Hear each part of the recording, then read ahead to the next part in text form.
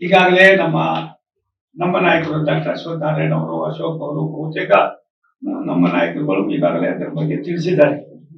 ಒಂದು ಸತ್ಯ, ಕ್ಷುಲ್ಲಕವಾದ ವಿಚಾರಗಳನ್ನ ಕೈಗೆತ್ತಿಕೊಂಡು ಎಲ್ಲೋ ಒಂದ್ ಕಡೆ ಅರಾಜಕತೆಯನ್ನು ಸೃಷ್ಟಿ ಮಾಡತಕ್ಕಂಥದ್ದು ಸರಿಯಲ್ಲ. ಅವ್ರು ಈಗಾಗಲೇ ಸನ್ಮಾನ್ಯ ಸದಾನಂದ ಗೌಡರು ಹೇಳಿದ್ದಾರೆ, ಇದು ನನ್ನದಲ್ಲ ಅಂತ ಅಂದ್ಬಿಟ್ಟು ಇಂಥವೆಲ್ಲ ಬಿಡಿ.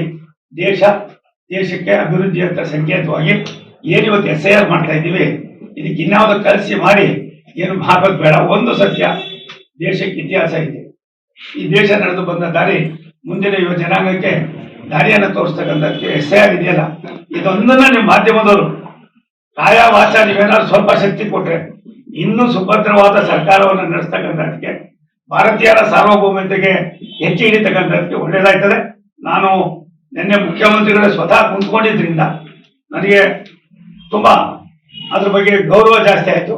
ಆದ್ರಿಂದ ನಮ್ಮ ಅಧಿಕಾರಿಗಳು ವಿನಂತಿ ಮಾಡ್ತೀನಿ, ಯಾವ ಎಷ್ಟೇ ದೊಡ್ಡವರಾಗಿರ್ಲಿ, ಎಲ್ಲೆಲ್ಲಿ ಈ ರೀತಿಯಾಗಿ ವಲಸಿಗರಿದ್ದಾರೆ, ಎಲ್ಲೆಲ್ಲಿ 4, 5, 10, 15 ಕಡೆ ತಮ್ಮ ಹೆಸರನ್ನ ನೋಂದಣಿ ಮಾಡ್ಕೊಂಡಿದ್ದಾರೆ ಅಂತವ್ರು ಯಾರು ಎಷ್ಟೇ ದೊಡ್ಡವರಾದ್ರು ಕಿತ್ ಬಿಸಾಕಿ. ಸರ್, ಇತ್ತೀಚೆಗೆ ರಾಷ್ಟ್ರೀಯ ನಾಯಕರನ್ನ ಭೇಟಿ ಮಾಡ್ತಾ ಇದ್ದಾರೆ, ನೀವು ನಿತಿನ್ ನವೀನ್ ಅವರು ಭೇಟಿ ಮಾಡಿದ್ರಿ, ಏನ್ ಸುಳಿವು? ಅಶೋಕ್ ಅವರು ನಿಮ್ಮನ್ನ ಬಂದು ಭೇಟಿ ಮಾಡಿದ್ರು. ಅಪ್ಪ ಒಂದು ಕಣೋ, ನಾನು ರಾಷ್ಟ್ರದ ಒಬ್ಬ ಮಂತ್ರಿ ಇದ್ದೀನಿ. ಸನ್ಮಾನ್ಯ ನರೇಂದ್ರ ಮೋದಿ ಅವರ ಸರ್ಕಾರದಲ್ಲಿ ಒಬ್ಬ ಲವಲವಿಕೆಯಿಂದ ಕೆಲಸ ಮಾಡ್ತಕ್ಕಂಥ, ಇವತ್ತು ಇಲ್ಲಿರ್ತೀನಿ, ನಾಳೆ ಇನ್ನೊಂದಿರ್ತೀನಿ, ಮತ್ತೊಂದಿರ್ತೀನಿ. ಇಡೀ ದೇಶದಲ್ಲಿ 2 ವರ್ಷದಲ್ಲಿ 22-23 ರಾಜ್ಯಗಳಿಗೆ ಸಾವಿರಾರು ಕಿಲೋಮೀಟರ್ ಸುತ್ತಾಡಿ ಅಲ್ಲಿಯ ಭಾವನೆಗಳನ್ನ, ಅಲ್ಲಿಯ ಜನರ ಜೀವನವನ್ನ, ಅಲ್ಲಿ ಇರ್ತಕ್ಕಂಥ ಅನೇಕ ಸುಧಾರಣೆಗಳನ್ನ ರಾಷ್ಟ್ರಕ್ಕೆ ಗಮನಕ್ಕೆ ತರ್ತಕ್ಕಂಥದಕ್ಕೆ ನಮ್ಮೆಲ್ಲರ ನೆಚ್ಚಿನ ಪ್ರಧಾನಮಂತ್ರಿ ನರೇಂದ್ರ ಮೋದಿ ಅವರು ನಮ್ಗೆ ಕೊಟ್ಟಿರ್ತಕ್ಕಂಥ ಟಾಸ್ಕ್ ಇದೆಯಲ್ಲ, ಈ ಟಾಸ್ಕ್ ಅನ್ನ ನಾವು 100ಕ್ಕೆ 100 ಆಗಿದ್ದಾದ್ರೆ 25 ಕೋಟಿ ಕುಟುಂಬ ಬಡತನ ರೇಖೆಯಲ್ಲಿ 25 ಕೋಟಿ, ಇವತ್ತು 3-4% ಬಂದಿದೆ. 3-4% ಬಂದಿದೆ. ಆದ್ರಿಂದ ಒಂದೊಂದು ರಾಜ್ಯದಲ್ಲಿ ಒಂದೊಂದು ಭಾಷೆ, ಒಂದೊಂದು ರಾಜ್ಯದಲ್ಲಿ ಒಂದೊಂದು ಜಾತಿ, ಒಂದೊಂದು ರಾಜ್ಯದಲ್ಲಿ ಅವರದೇ ಆದಂತಹ ಸಂಪ್ರದಾಯಗಳು, ಈ ಎಲ್ಲಾ ಸಂಪ್ರದಾಯಗಳನ್ನು ಒಳಗೊಂಡಂತೆ ಬಡತನವನ್ನು ಕೂಡ ನಾವೆಲ್ಲ ಒಂದ್ ಕಡೆ ಮೆಟ್ಟು ನಿಂತು ಅವರನ್ನು ಕೂಡ ಮೇಲ್ಪಂಕ್ತಿಗೆ ತರಬಹುದು ಅನ್ನೋದಕ್ಕೆ 12 ವರ್ಷದಲ್ಲಿ ರಾಷ್ಟ್ರದ ಪ್ರಧಾನಮಂತ್ರಿ ನರೇಂದ್ರ ಮೋದಿ ಅವರ ದಿನಚರಿ ಇದೆಯಲ್ಲ, ನನಗೆ ಭಾರಿ ಸ್ಫೂರ್ತಿ ಕೊಟ್ಟಿದೆ. ಅದನ್ನು ನೋಡಿದಾಗ ನನಗನ್ಸರಿ ಈ ದೇಶದ ಬಡತನದ ಜೊತೆಯಲ್ಲಿ ಈ ದೇಶದ ಸಮೃದ್ಧ ಮತ್ತೆ ಅಭಿವೃದ್ಧಿ ಅಂತ ಕೊಂಡೊಯ್ತಕ್ಕಂಥದಕ್ಕೆ ಎಲ್ಲಾ ತರದ ಸೂಚನೆಗಳಿದೆ. ನೇರವಾಗಿ ಹೇಳ್ಬಿಡ್ತೀನಿ, ರಾಜ್ಯ ಬಿಜೆಪಿಯ ಹೊಣೆ ಹೊತ್ಕೊಳ್ತಾರೆ ಸೋಮಣ್ಣ ಅವರು ಅನ್ನೋದು ಚರ್ಚೆ ನಡೀತಾ ಇದೆ, ಹೌದಾ? ನಾನು ಒಬ್ಬ ಪಕ್ಷದ ಶಿಸ್ತಿನ ಸಿಪಾಯಿ. ಪಕ್ಷ ನನಗೆ ಹೇಳಿದ್ರು, ಅಮಿತ್ ಶಾಜಿ ಅವರು ನನ್ನ ಮನೆಗೆ ಬಂದು ಸುಮಾರು 2-3 ಗಂಟೆ ಕುಳಿತುಕೊಂಡು ನೀವು ಹೋಗು, ನೀನು ಹೊರಡಾಗಿ ಅಂದ್ರು, ಓದೋನು. ಅದಾದ್ಮೇಲೆ ಏನೇನೋ ಆಯ್ತು ಅದೆಲ್ಲ ನಾನು ಇವಾಗ ಪ್ರಶ್ನೆ ಮಾಡಕ್ ಹೋಗೋದಿಲ್ಲ. ಅದಾದ್ಮೇಲೆ ನನಗೆ ತುಮಕೂರ್ಗೆ ಹೋಗು ಅಂದ್ರು. ತುಮಕೂರಿನ ಜನ ಯಾವತ್ತೂ ಕೂಡ 5,000-6,000ದಲ್ಲಿ ಬಿಜೆಪಿ ಗೆಲ್ಲೋದು, ಇಲ್ಲಿ ಕಾಂಗ್ರೆಸ್ ಗೆಲ್ಲೋದು. 1,76,000 ನನ್ನ ಗೆಲ್ಸ್ಕೊಟ್ಟಿದ್ದಾರೆ. ಅಭಿವೃದ್ಧಿಯ ಏನು ಒಂದು ಭಾವನೆ ಇದೆ ರಾಷ್ಟ್ರದ ಪ್ರಧಾನಿಗಳಿಗೆ, ಅದನ್ನ ನಾನು ಕೂಡ ಎಲ್ಲ ಒಂದ್ ಕಡೆ 2 ವರ್ಷದಲ್ಲಿ ಮೈಗೂಡಿಸ್ಕೊಂಡು ಕರ್ತವ್ಯ ಮಾಡ್ತಾ ಇದ್ದೀನಿ. ಹೈಕಮಾಂಡು, ರಾಜ್ಯದ ನಾಯಕರು, ರಾಷ್ಟ್ರದ ನಾಯಕರು ಯಾವ ರೀತಿ ಸಂದೇಶ ಕೊಡ್ತಾರೋ ಆ ಸಂದೇಶಕ್ಕೆ ನಾನು ಬದ್ಧಾಗಿರ್ತೀನಿ. ರಾಷ್ಟ್ರದ ನಾಯಕರು, ಹೈಕಮಾಂಡ್ ಏನ್ ಹೇಳ್ತಾರೋ ಅದಕ್ಕೆ ನಾನು ಬದ್ಧಾಗಿರ್ತೀನಿ.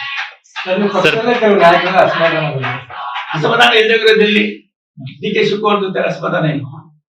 ಕಾಂಗ್ರೆಸ್ ನನಗೆ ಭಾರಿ ಖುಷಿಯಾದವರ.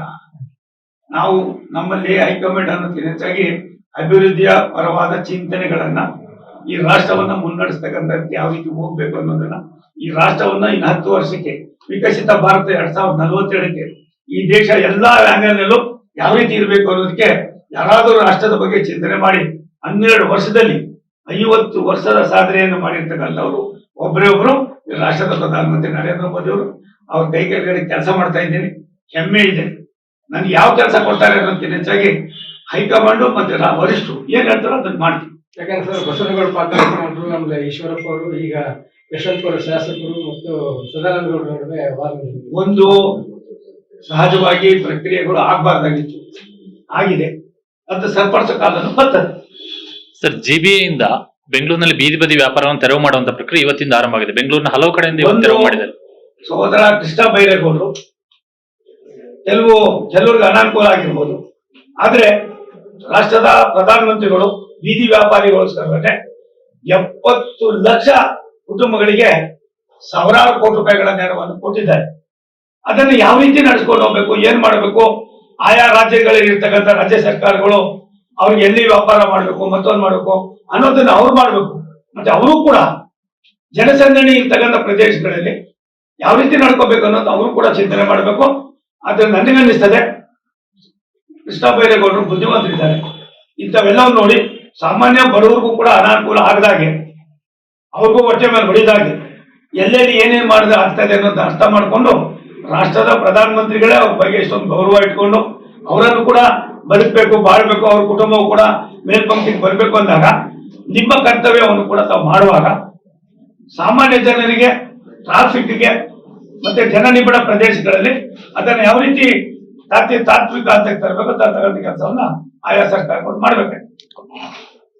ಅಯೋಧ್ಯೆ ಹುಂಡಿ ಕೇಳುವುದು ಆರೋಪ ಬಿಜೆಪಿಯವರು ಮೌನವಾಗಿದ್ದಾರೆ ಅನ್ನುವಂತ ಆರೋಪ. ನಾವು ಯಾರು ಮೌನವಾಗಿಲ್ಲ. ಈಗಾಗಲೇ SIT ರಚನೆ ಮಾಡಿದ್ದೀವಿ. ಸುಮಾರು ಜನ ಅಲ್ಲಿದ್ದಂತ ಪದಾಧಿಕಾರಿಗಳು ರಾಜೀನಾಮೆ ಕೊಟ್ಟಿದ್ದಾರೆ.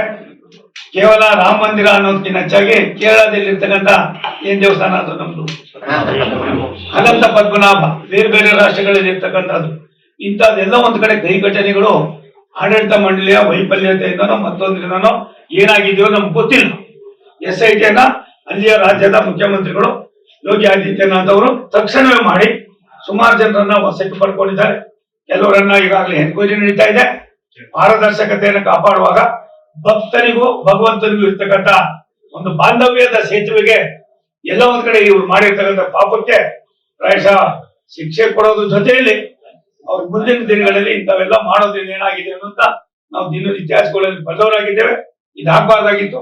ಇದಕ್ಕೆ ಕೆಲವೇ ದಿನಗಳಲ್ಲಿ ಯಾವ ರೀತಿ ಸಂದೇಶ ಕೊಟ್ಟು ಇದನ್ನ ಕಠಿಣವಾದ ಕ್ರಮವನ್ನು ತೆಗೆದುಕೋಬೇಕು ಆ ಕ್ರಮವನ್ನು ತೆಗೆದುಕೊಳ್ಳಿ. ಕಾಂಗ್ರೆಸ್ ದೊಡ್ಡ ಟೀಕೆ ಮಾಡ್ತಾ ಇದೆ ಅಯೋಧ್ಯೆ ವಿಷಯ. ಅವ್ರಿಗೆ ಬೇರೆ ಏನ್ ಕೆಲಸ ಇದೆಯಪ್ಪ, ರಾಜ್ಯದಲ್ಲಿ ಏನಿದೆ ಅನ್ನೋದು ನಿಮ್ಗೆ ಗೊತ್ತಿದೆ.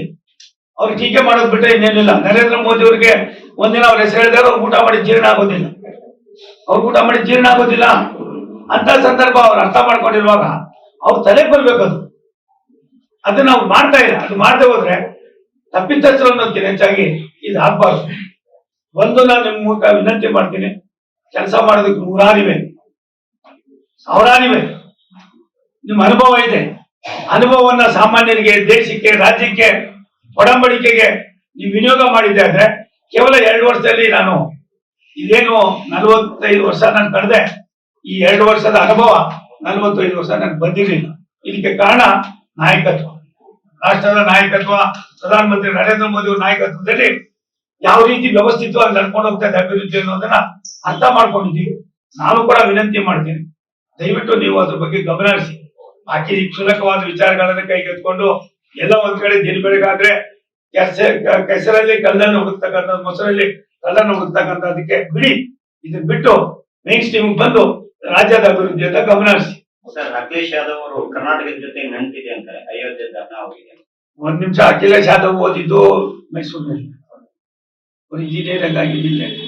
ಅವ್ರ ತಂದೆಯವರು ಕೂಡ ಅವ್ರು ಇದು ಒಂದು ಅಖಿಲೇಶ್ ಯಾದವ್ ಅವ್ರಿಗೆ ಏನಾಗಿದೆ, ಎಲ್ಲ ಒಂದ್ ಕಡೆ ಇತ್ತೀಚೆಗೆ ಒಂದ್ ರೀತಿಯ ಗೊಂದಲವನ್ನು ಅವರೇ ಸೃಷ್ಟಿ ಮಾಡ್ಕೊಳ್ತಾ ಇದ್ದಾರೆ. ನನಗೂ ಕೂಡ ಚೆನ್ನಾಗಿ ಪರಿಚಯ ಇರ್ತಕ್ಕಂಥವ್ರು. ರಾಜ್ಯ ಲೋಕಸಭೆಯಲ್ಲೂ ಕೂಡ ನಾವು ಭೇಟಿ ಮಾಡ್ತಾ ಇರ್ತೀವಿ.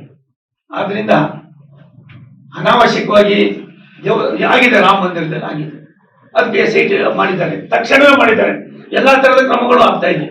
ನಿಮ್ಮದೇ ಆದಂತ ಭಾವನೆಗಳನ್ನು ಹೇಳುವಾಗ ನೀವು ಕೂಡ ಎಲ್ಲ ಒಂದ್ ಕಡೆ ಬಾಯಿ ಚಪ್ಪಲದ ಮಾತುಗಳಿಗೆ ಕಡಿಮೆ ಅಲ್ಲ, ಕರ್ನಾಟಕದ ಜೊತೆ ನಂಟಿದೆ ಅಂತ ಹೇಳ್ತಾರೆ. ಒಂದ್ ನಿಮಿಷ ತಾಳಿ. ಒಬ್ಬ ಉತ್ತರ ಪ್ರದೇಶ ಅಂತ ರಾಜ್ಯದ ಮುಖ್ಯಮಂತ್ರಿಗಳಾದವರು, ಜವಾಬ್ದಾರಿ ಸ್ಥಾನದಲ್ಲಿ ಇದ್ದವರು ಮಾತನಾಡುವಾಗ ಅದಕ್ಕೆ ಗಾಂಭೀರ್ಯತೆಯನ್ನು ಅರ್ಥ ಮಾಡ್ಕೊಂಡು ಮಾತಾಡಿದ್ರೆ ಒಳ್ಳೇದು. ಅನಾವಶ್ಯಕವಾಗಿ ಮಾತಾಡಿ ಎಲ್ಲ ಒಂದ್ ಕಡೆ ಜನರ ಭಾವನೆಯಲ್ಲಿ ಮತ್ತೊಂದು ಪಂಕ್ತಿಗೆ ಸೇರ್ಕೊಳ್ಳುತ್ತೆ. Thank you sir.